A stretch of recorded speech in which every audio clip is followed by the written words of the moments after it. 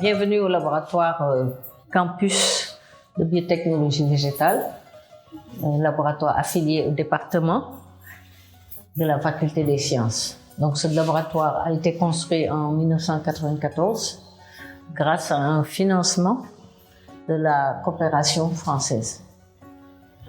Donc c'était sur un projet campus. Donc le laboratoire est un laboratoire de recherche qui est destiné à la formation. Donc il forme les étudiants à la recherche, mais c'est généralement les étudiants de niveau licence, master, doctorat, surtout les masters et les doctorats qui sont accueillis au sein du laboratoire pour leur apprendre des techniques de recherche en rapport avec les biotechnologies végétales. Donc, la vocation du labo, c'est la recherche. Les enseignants aussi qui y sont conduisent des thèmes de recherche qui leur permettent donc d'effectuer des publications. Donc, cela sert à leur avancement personnel et ça leur permet également de pouvoir, s'immiscer dans le monde agricole, car les biotechnologies, c'est un aspect de l'agriculture. Et disons que nous faisons de l'agriculture en laboratoire. Ici, vous êtes dans la pièce principale du laboratoire, c'est ce qu'on appelle la salle d'ensemencement, la salle de préparation des milieux. C'est autour de cette paillasse que l'on prépare les milieux de culture dans lesquels on va ensemencer les plantes. Donc, parce que nous travaillons avec des milieux artificiels que l'on met dans des récipients que l'on appelle des tubes ou des bocaux. Et ces milieux contiennent des éléments nutritifs qui vont servir à la nutrition des plantes, des fragments de plantes que nous allons les mettre dedans. Parce que les biotechnologies, comme je vous l'expliquais tout à l'heure, c'est un démembrement de l'agriculture. C'est, disons, de l'agriculture que l'on fait à l'échelle microscopique en laboratoire. Et donc, ce laboratoire est équipé avec un équipement classique. Il y a des balances, il y a un pH mètre, il y a un évaporateur, il y a des tubes, il y a des spectrodésétuves, l'équipement classique. Mais l'équipement qui nous est, disons, indispensable, c'est un autoclave qui se trouve là, dans la salle. Ça, c'est la laverie, c'est un peu l'autoclave, puisque ça nous permet de stériliser les milieux. Quand on travaille en biotechnologie, on travaille en conditions aseptiques. Il faut vraiment que les milieux soient stérilisés. Pour ensemencer les fragments de plantes, nous le faisons dans ces deux pièces jumelles qui se ressemblent, comme vous pouvez le voir. Et ces pièces sont fournies de ce qu'on appelle des hôtes à flux laminaires, les caissons que vous voyez. Pour pouvoir travailler dans un environnement stérile, on travaille dans ces caissons que l'on appelle des hôtes à flux laminaires. Quand la hotte est allumée, il y a un flux d'air horizontal, il y a de la flamme, on stérilise les instruments et donc les fragments de plantes sont repiqués dans les milieux que vous voyez ici. Donc les milieux, soit ils sont coulés dans les bocaux,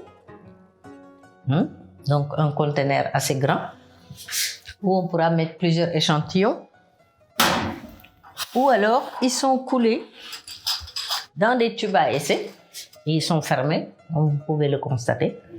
Et donc on met une petite quantité de milieu et dans les tubes on ne met qu'un échantillon par tube. Ou alors les milieux peuvent être coulés dans des boîtes de pétri. D'accord? Vous voyez, c'est hermétique et fermé parce que ça ne doit pas être contaminé. Et donc, ce sont des boîtes qui sont jetables. Mais les boîtes sont stérilisées, achetées stériles avant de couler les milieux. Et donc, une fois qu'on a effectué le repiquage, on va mettre les plants, les explants repiqués, on va les mettre dans la chambre d'incubation. Comme vous pouvez le voir ici dans cette pièce, vous avez deux hôtes, mais ce sont des hôtes multipostes. Ça veut dire qu'on peut mettre ici 3 étudiants qui travaillent à la fois. Et de l'autre côté, on peut en mettre 2. Donc, ça veut dire qu'on a une capacité d'accueil de 5 étudiants à la fois pour effectuer le travail. Une fois que les espèces sont repiquées, on va les mettre en chambre de culture. Donc, les chambres de culture sont là. Voici le matériel qui est ensemencé. Vous voyez, on les met dans des tubes qui sont bien fermés. Hein? Ce sont des micro-plantes. Donc, c'est pour ça que je parlais de micro-agriculture. On prend des échantillons que l'on fait pousser dans les milieux. Vous voyez, il y a les racines qui sont là, qui se développent, et on a les différentes parties de la plante. Ça veut dire qu'on a réussi à obtenir des plantes miniatures. Dans un tube, vous mettez un seul échantillon. Quand vous travaillez dans un bocal, vous pouvez mettre à la fois plusieurs différents échantillons. Ici, c'est des échantillons de départ. Vous avez des graines d'acacia qui sont là en germination, qu'on va pouvoir après couper, remultiplier. Hein?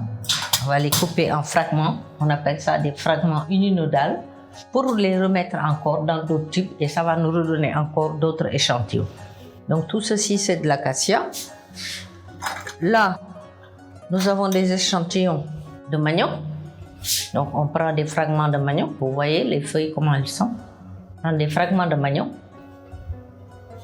que l'on met dans le milieu. Vous voyez qu'il y a une nouvelle pousse qui se forme, elle va grandir, on va la découper et remettre chaque morceau dans un nouveau tube, ainsi de suite. Et donc ça nous permet d'avoir un facteur de multiplication assez élevé. Donc l'avantage de travailler en culture in vitro, en biotechnologie comme ceci, c'est qu'on est dans un environnement qui est stérilisé. Donc ça veut dire qu'il n'y a pas de contamination. D'accord? S'il y a une contamination, on élimine le tube contaminé. Et donc, on va se retrouver avec des plantes qui sont indemnes de pathogènes.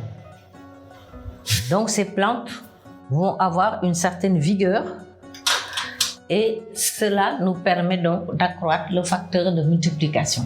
Ici, vous avez les fragments d'une autre plante. Ce sont des fragments de pommes de terre qu'on a mis dans le milieu. Vous voyez qu'ils commencent à s'enraciner, mais vous avez les premières feuilles qui commencent à se former.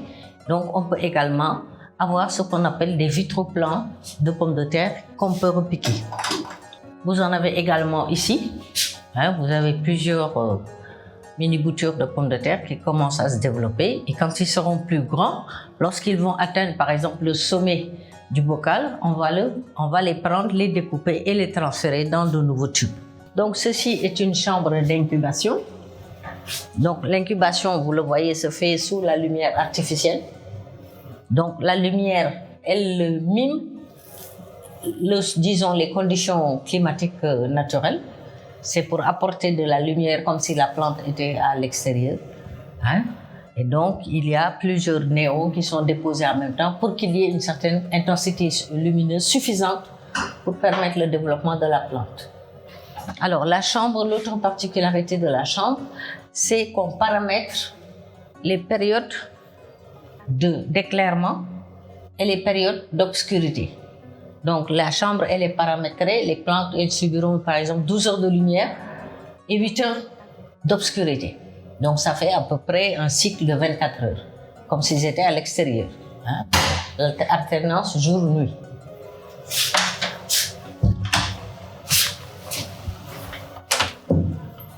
Ici également, c'est une chambre de culture. Et là, vous avez un autre type de matériel que l'on appelle un cale. C'est un collègue à nous qui est en train de travailler sur la micropropagation du bambou. Donc, bon, quand on le regarde comme ça ne ressemble pas du tout à un bambou, mais il réussit à produire ce qu'on appelle un cale, une structure de néoformation, et cette structure, il va essayer d'obtenir ce qu'on appelle des embryons somatiques à partir de ces cales pour avoir des multitudes de bambous. Et il travaille sur le bambou du Sénégal, Oxytenanthera. D'accord? Et quand il aura régénéré suffisamment d'individus, il va les transférer dans les tubes, comme on a vu tout à l'heure là-bas. Alors ici, vous avez la pièce de biologie moléculaire, c'est la pièce de biochimie. Normalement, l'accès est réglementé parce qu'il nous arrive de manipuler des produits relativement dangereux pour faire la révélation de gel, pour faire des électrophorèses pour faire des analyses. Et donc, dans cette pièce, c'est là que l'on procède à l'identification de gènes. On fait des comparaisons de gènes pour voir si, par exemple, telle plante ou telle autre plante a acquis tel ou tel gène de résistance. Et on essaie de lire sur les gènes si ces gènes-là existent ou non. D'accord? Et c'est mon collègue Diouf qui travaille là-dedans. Et il travaille sur la photosensibilité du niébé. D'accord? Ça, c'est une hotte microbiologique. C'est différent des hottes là-bas.